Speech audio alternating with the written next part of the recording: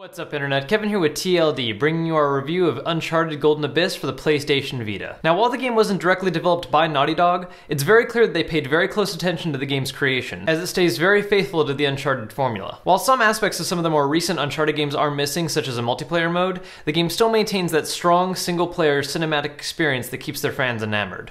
Plot-wise, the game takes place before the events of the Uncharted trilogy, and more interestingly, it starts off with Drake currently working apart from the standard cast, including the always lead supporting character Sully. While this gives an initially entirely different ensemble to deal with, character relationships still have a movie-like flair to them, and Drake's interactions with both of the new lead supporting characters Dante and Chase are done very well. Another interesting note to the story is that, as it takes place before Drake's fortune, the game tries to portray a slightly different side of Nathan, a younger, more mercenary side of him that focuses a bit more on the money than adventure itself. I'll leave specific storyline details out of this review for those of you that are planning on picking up the game or just don't want it spoiled for you, but do note that the game faithfully delivers that movie-like experience that fans of the series enjoy, no matter how small of a screen it's on. Now when it comes to actual gameplay, the game tries very hard to act as a balance between traditional Uncharted mechanics, while still trying to implement new forms of control thanks to the Vita's capabilities.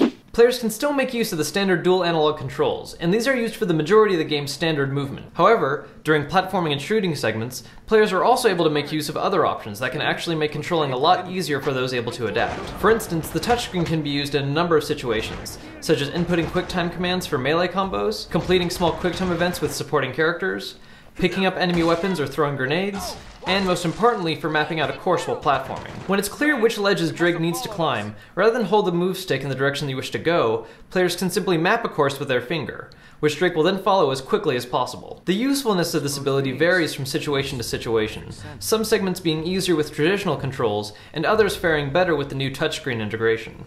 In combat segments, players can still use the traditional dual analog controls for moving and aiming weapons, but one of the Vita's features that proves to be quite useful in these situations is its 6-axis controls.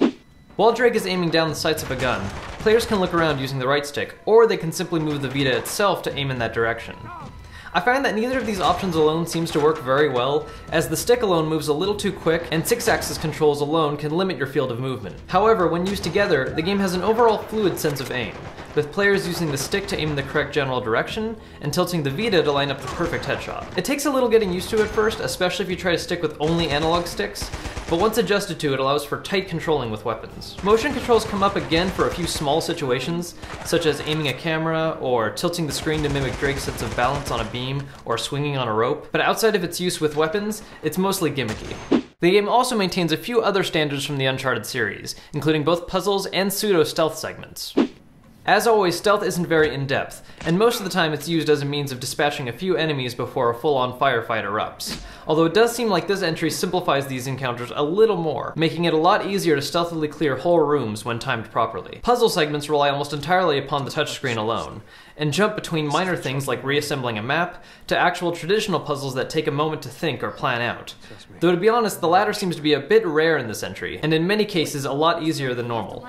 Overall, Uncharted Golden Abyss is a great launch title for the Vita, not just because it's an enjoyable game in and of itself, but also shows what's possible when combining traditional controls with touchscreen and 6-axis functionality. Fans of the series will be sure to enjoy this one, even if they're a little skeptical at first by the change in controls or the slight change in cast in the early on segments. The game is an absolute must-have for any current or soon-to-be Vita owner, and may just be that one game that helps justify purchasing one right now. That's our review of Uncharted Golden Abyss for the PlayStation Vita. If you haven't gotten a chance yet, make sure to check out our latest 2 vids, including my full review of Kingdoms of Amalur Reckoning. As always guys, thanks for checking out our videos. If you want to be extra awesome, make sure to hit that like button, and I'll see you guys next time.